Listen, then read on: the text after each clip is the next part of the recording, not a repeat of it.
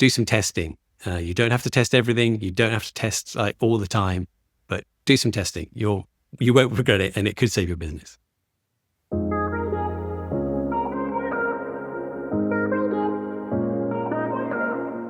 I'm Andrew Cock-Starkey, and this is SEO in 2026. Andrew, what's your number one SEO tip for 2026? Test. Test a lot. Test lots of different things. Do some testing. How do you know what to test? Because do you want to test everything? Yeah, that's a good point. So you don't want to test everything. What I normally advise clients is testing what your customers use or what your target customers use. So lots of the stories that we often talk about on these kind of things, David, it's all born from real life experiences. Yeah, testing everything is a tricky one. There's a good example of a company I used to work with where the boss would come and complain about, oh, this doesn't work and this is terrible and the website looks awful on my computer. And we couldn't work out what was going on. We were testing all these things and checking in these different browsers and checking on these different devices. And eventually I went into their office and I literally went into this, because they were the big director, they had the lovely corner suite.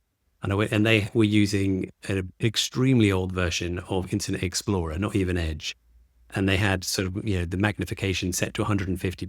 They were just the edgiest of edge cases. None of the other customers were using it. None of our target customers were using Internet Explorer. Certainly none of them were using it zoomed in at like 150%. So yeah, it looked a bit clunky on their device. But so maybe you don't need to test absolutely everything.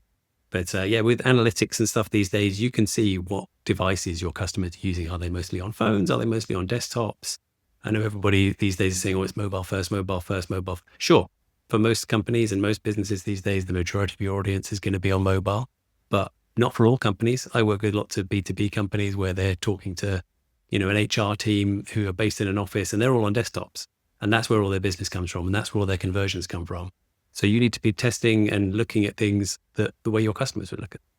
But can you not see through your analytics what your customers are actually doing through their various devices? For instance, if you see that a certain percentage of your customers are using Firefox and your conversion rates are way down on that device, and that gives you the data in order to actually pinpoint that there's likely to be some kind of issue, some kind of UX issue for people using that particular browser. So do you actually have to do testing to identify things, or do you use analytics to identify things and then hone your tests in on whatever appears to be an issue from a conversion rate perspective?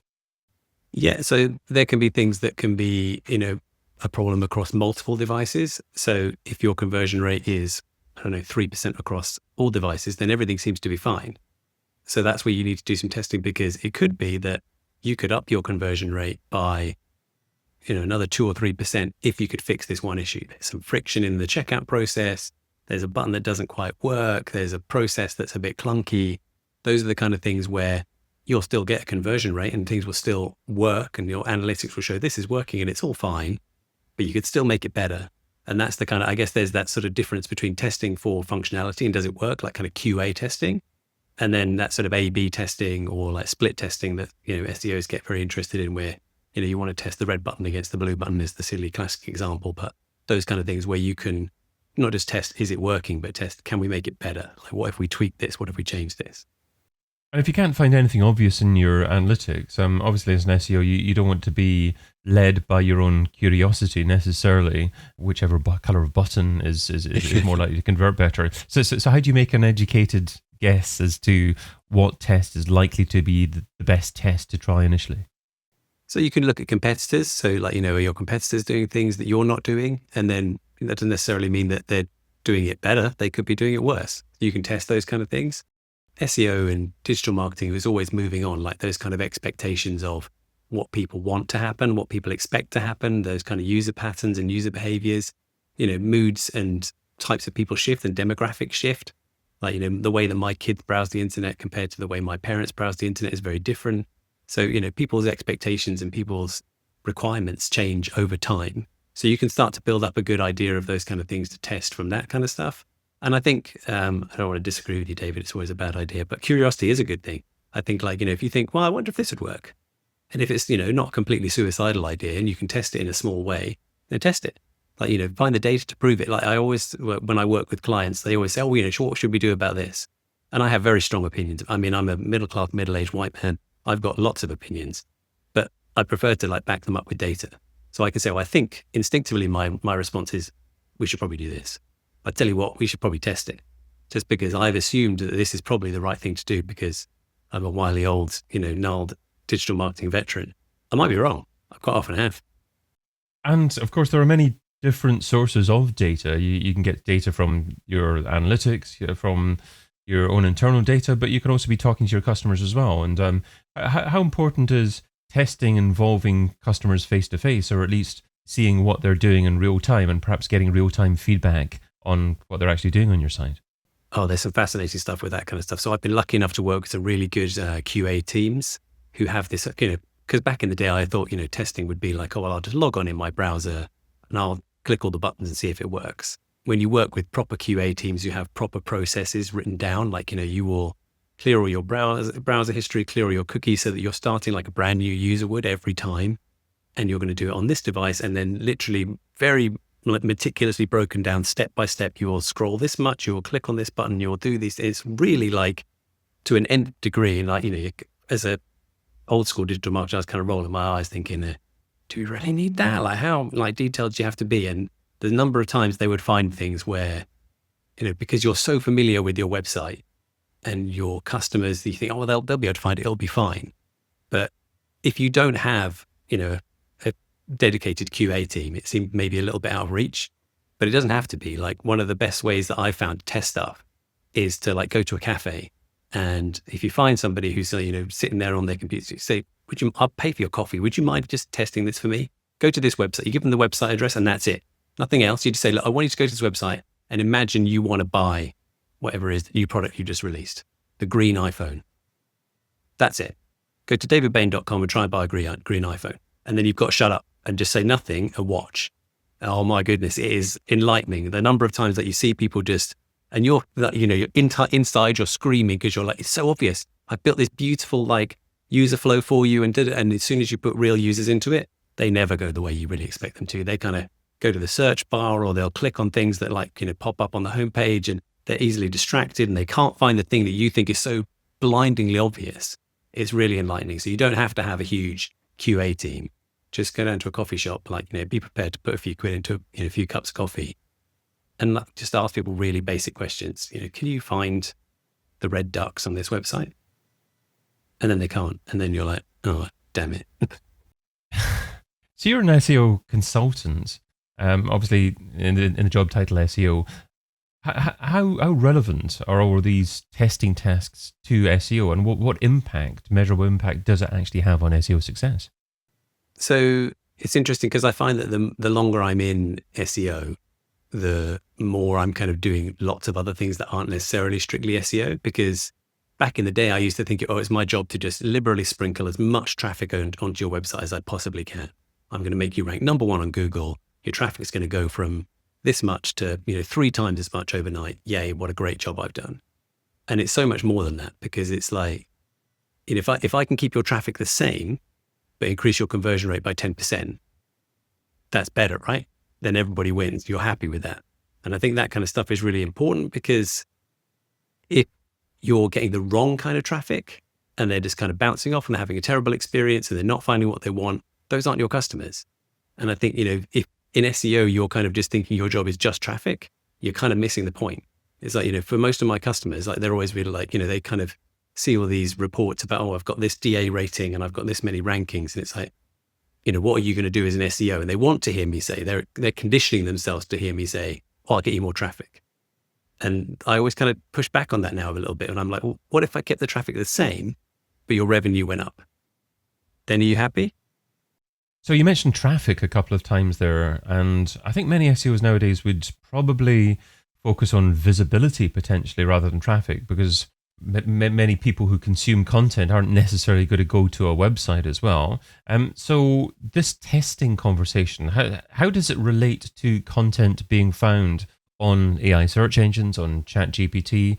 Is it possible to test there to see how we can go about improving the way that our content appears and the impact that perhaps changing our content on other platforms has on what our users choose to do? Yeah, I think that the whole stuff around AI visibility is changing so much and so quickly at the moment that anything I'm about to answer is probably going to be out of date if anybody hears this. I think, you can still test that kind of stuff. Like, you can measure your visibility in some of these tools. You can see that kind of like journey that people are going on. Like, I think like a lot of people are still a little bit worried about kind of AIs and these kind of things replacing Google search. And like from a lot of the stuff that I'm reading and a lot of the stuff I'm seeing, it's almost like that kind of first exploration around things, and then people are coming back to the search engines afterwards. So they're having a conversation with their AIs or whatever it is, and they're asking questions. And then the AIs are recommending a short list of things or helping them find a way through things. And then people want to go to the search engines, go, okay, well, that's cool. I've now found out about this thing I didn't know about before. I've learned a bit more knowledge. And they're coming back into the search engine. It's then that kind of, we're almost missing that kind of top of funnel a little bit. That's where the kind of things are getting shaved off a little bit.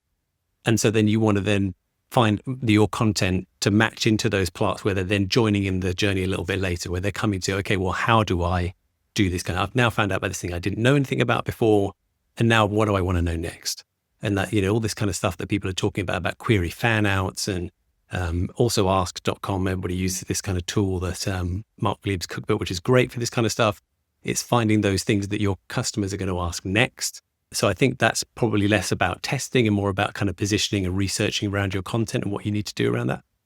So that's top of funnel. Obviously, hopefully bottom of funnel occurs on your website. And you say as part of that, test your checkout processes. Every bit of friction you remove can help improve conversions. What are typical examples of friction that you've seen that have improved conversions when you've removed them? Oh, there's a great one recently. So I was working with a company that works in kind of weddings and events catering, and they work at lots of different venues. And their venue list has grown organically over the years. They used to work with just 2 or 3 chosen local venues. That they've got better. They've got more known, and they've worked with lots of other different venues. And so they had this query form about can I book a call to ask about catering for my event at this location? And they had checkboxes for the locations you could choose. But it was like sort of 30 locations. So like you had to scroll such a long way to get to the submit button to say, okay, well, I'm only interested in this one venue. And now I've had to scroll, all the way. So just the simple change we made there was we changed to a drop down. So just from like this big part of the screen to then suddenly just this. And then the submit button's in view. And when you're on a mobile, it's like so much more straightforward. It's like, I just want to make a query about this and I'm considering, Bain Manor as my venue. Check, fine. And just the conversion rate just, shot up, I think by sort of 30, 40% just from making that one change. So those kind of friction things in that process of trying to make it as straightforward as you can for people to give you money. Sounds really straightforward, but it's like, it gets unnecessarily complicated. Like the number of times you see forms where, people are asking the kind of default questions of I need your name, your email address, your date of birth. It's like, I'm just buying a pair of socks. Why do you need to know how old I am?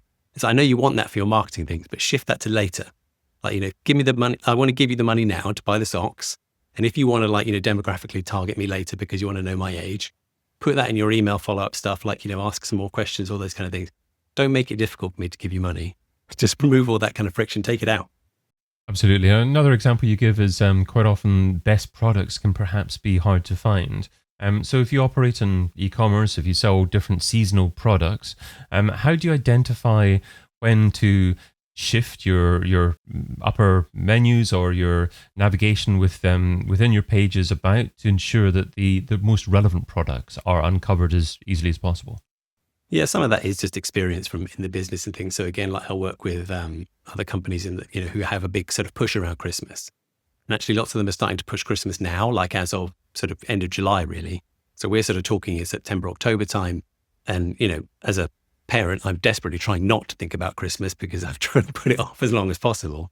But it's like, as a business, Christmas starts for you pretty much I think the kind of thing in America is, as soon as the pumpkins from Halloween go away, everybody's straight into Christmas. It's way before that. People are already planning their Christmas campaigns. And if you're in this kind of area, so that as a kind of business, and then, talking to your business and talking to your clients, you will know that they will know, okay, well then, we've already started getting queries about Christmas. You've already missed the boat. You should have been pushing earlier. Then if they're getting queries about Christmas from the people who deliberately had to jump through all the hurdles and are still, going through all the summer stuff to then find Christmas and they're asking about it, you should have been pushing the Christmas stuff a little bit earlier. So some of that is kind of just experience in the business. But some of it you'll start to see. So like a good one is always looking at your internal search data. So if you're not tracking internal search data on your website, you really should be.